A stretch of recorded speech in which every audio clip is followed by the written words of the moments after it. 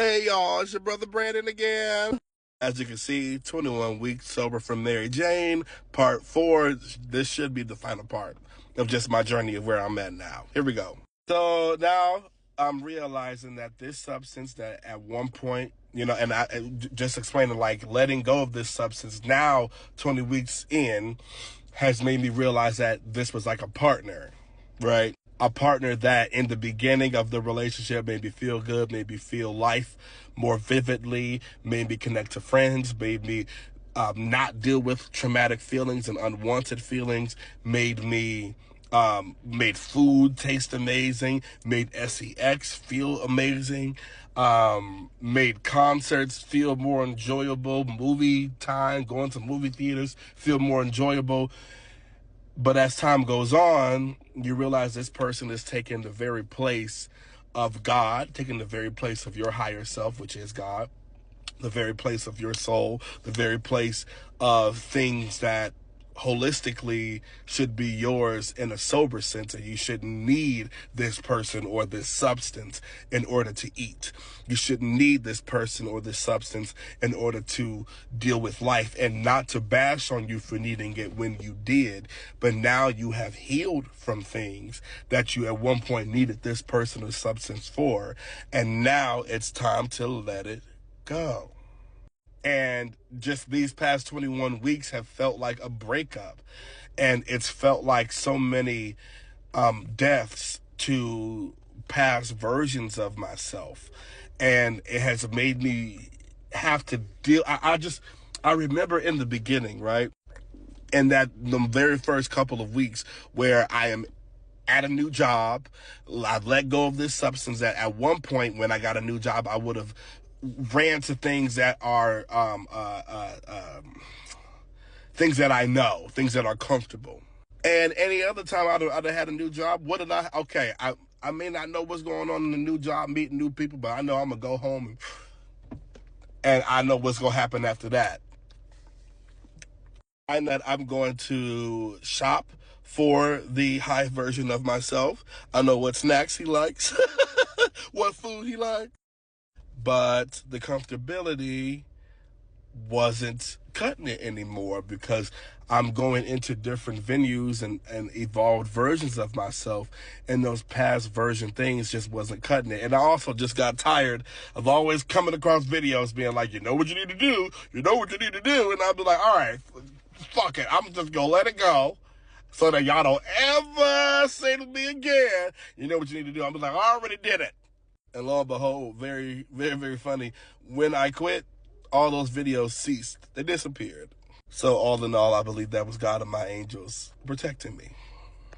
So yes, the dreams were happening, very, very vivid. I would have dreams that I broke my streak and would wake up very, very paranoid and would be like, oh my gosh, that's just my mind and those portions of my mind wanting that habit again. I had a mini version of a breakup last year. I say mini because we didn't really get deep into a relationship, but we were dating. And I took this course on the Ahead app. It's an app that helps you deal with certain things that like emotions or breakups or having more confidence. And I did the breakup portion of it, and it was just talking about when you break up with a partner, like even if that partner wasn't good for you, a portion of your brain relied on this person and relied on the consistent presence of this person. So when you let it go, even though it wasn't good for you, your brain is going to want to miss it. But to counter that is to, yes, you'll miss it, but with duality, also know that, bring up the fact that that person wasn't good for you. And so that's what I continue to do. I thank God above that I had new work and a new job and was meeting new people, even though, like, yes, at times the uncomfortabilities of being in new spaces made me want to revert back to these old habits. I also was able to put my energy into new things, and that helped. I will also say that alcohol arose. It started to climb, and I was like, oh man, but at least I'm not smoking, right? 4, 5, 6 on my clock, LOL. Steps forward. But yeah, man, so I just started to realize, like, okay, I'm seeing that climb, but at least I'm not doing this. And just something that helped was every week when that day would come. Mine was February 20th, 2025, happened on a Thursday. Every Thursday after that, I do something for myself. I don't care if I buy myself dinner, if I take myself to a movie, if I go do karaoke. Like, I must do something to just continue to let myself know, hey, I'm proud of you for doing this. Thank you for taking care of your body. And I'll be honest, around like, uh, a month and a half in, 2 months in, just being honest, and this is my personal path. It was really beautiful when I was able to eat again without needing this substance. 555 on my clock.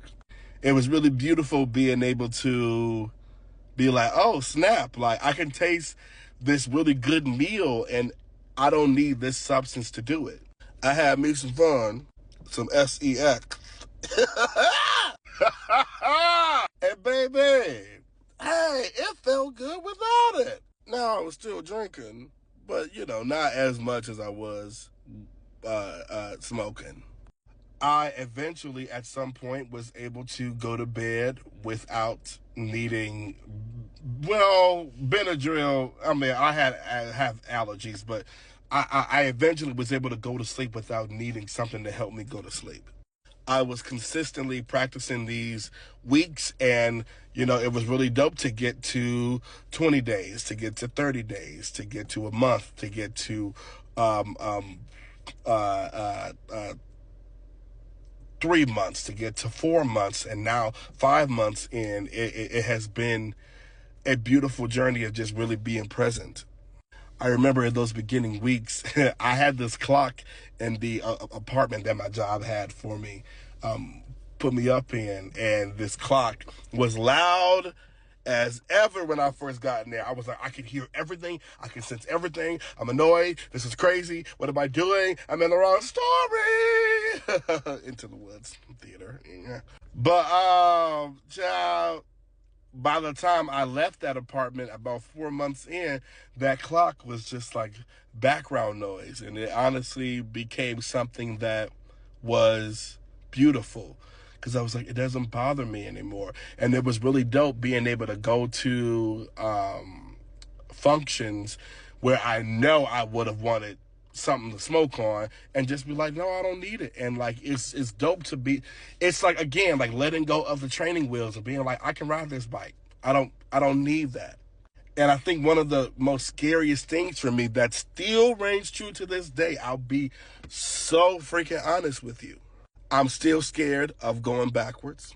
I'm still scared of man. I'm still scared of smoking again and having to start from zero. And sometimes I'm still like, man, like, this whole time I've just been like, this thing, I've made it a part of me. So like, who am I going to be now without it? What am I going to do without this? How am I going to enjoy going to the movies? Now, I've gone to the movies before I smoked and enjoyed it, but like, for the past 10 years, in these very, very prominent years of my life, in these some traumatic years of my life, this is what I've leaned on. I've been like, what am I going to do in the future? Like, I just was like, God, I have to really go by faith, because I just don't know what my life looks like without this. Again, it felt like a crazy breakup. Like, what am I going to do without this person? I imagined a life with this person, with this substance, with this thing, and now it's gone. So I feel like I'm gone. And as the alcohol rose, I noticed it, and I was like, well, look. Also, hold on. The many signs and people that came into my life that also were sober, that also told me, oh yeah, I've let that go. I let alcohol go too. I was like, all right, God, you want that? You can have that too. Now I've let that go as well. And it's still a week by week process, but I'll tell you this, man. I did not see this, me being here